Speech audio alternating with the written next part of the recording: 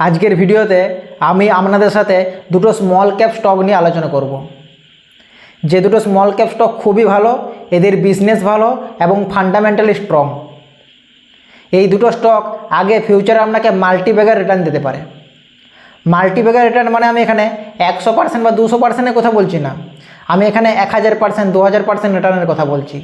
আপনি যদি এই স্টক দুটো লং টার্ম পর্যন্ত হোল্ড করতে পারেন তো আপনি এই স্টকগুলোর থেকে 1000%, 2000% পর্যন্ত রিটার্ন পেতে পারেন। মানে আপনার টাকার ভ্যালু 10 গুণ থেকে 20 গুণ পর্যন্ত হতে পারে। আপনি যদি 10,000 টাকা ইনভেস্টমেন্ট করেন তো তার ভ্যালু 2 লাখ টাকা পর্যন্ত হতে পারে। এই দুটো স্টকই বড় ইনভেস্টার, বিগ ইনভেস্টার বিজয় কেডিয়া স্যারের পোর্টফোলিও স্টক। তবে এই দুটো স্টক নিয়ে আলোচনা করার আগে আপনি যদি চ্যানেল নতুন হন, চ্যানেলটাকে সাবস্ক্রাইব করে দিন, সাথে বেল আইকন দাবিয়ে অল সিলেক্ট করে রাখুন। আর ভিডিও ভালো লাগলে অবশ্যই লাইক করে দেবেন। তো চলুন শুরু করা যাক। তো প্রথম যে স্টক নিয়ে আমি আলোচনা করব সেটা হচ্ছে বৈভব গ্লোবাল।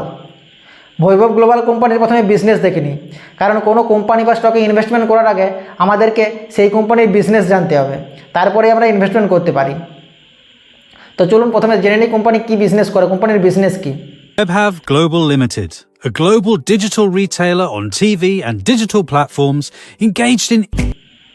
তো আমরা দেখলাম কোম্পানি গ্লোবালি ইউএস, ইউকে, জার্মানির মতো দেশে fashion jewellery, lifestyle product, beauty product, home accessories এইসবের বিজনেস করে। আর কোম্পানির যে মেনলি সেল হয় সেটা ডিজিটাল মার্কেটিং বা ডিজিটাল প্ল্যাটফর্মের থ্রু হয়, টিভি চ্যানেল এইসবের থ্রু করা হয়।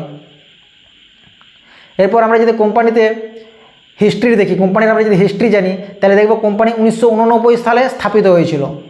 হেডকোয়ার্টার হচ্ছে জয়পুর, রাজস্থান। আর কোম্পানির এমডিসিও যদি দেখি তাহলে দেখব এমডিসিও হচ্ছে সুনীল আগারওয়াল, খুবই এক্সপিরিয়েন্স ম্যানেজমেন্ট।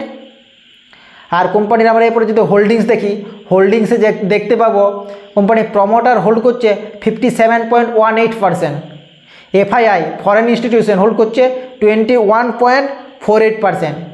এছাড়া বিগ ইনভেস্টার বিজয় কেডিয়া স্যার 2% আর আশিস কচলিয়া স্যার 1% যে স্টক হোল্ড করছে।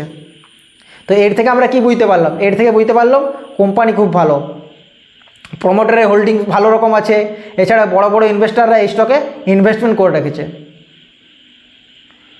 এই স্টক তার অল টাইম হাই থেকে অনেকটাই নিচে ট্রেড করছে, প্রায় 831 টাকার মতন তার অল টাইম হাই ছিল, এখন কারেন্ট প্রাইস দাঁড়িয়েছে 333 টাকার মতন।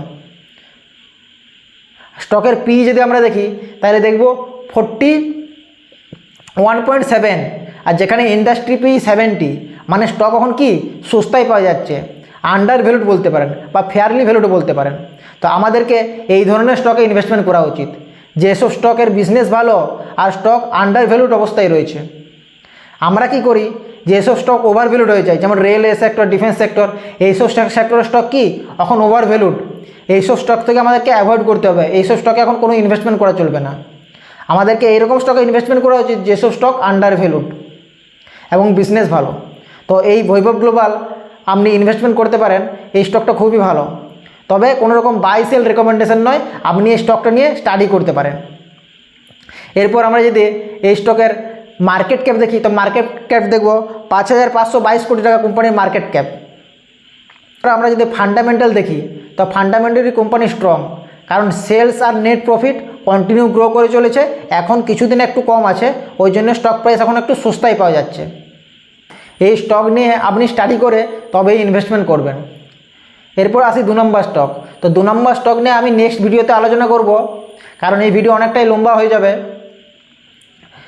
তো ভিডিও কেমন লাগলো? ভিডিও ভালো লাগলে অবশ্যই লাইক করুন, শেয়ার করুন, কমেন্ট করুন, আর চ্যানেল নতুন হলে অবশ্যই চ্যানেলটাকে সাবস্ক্রাইব করে দিন। ধন্যবাদ।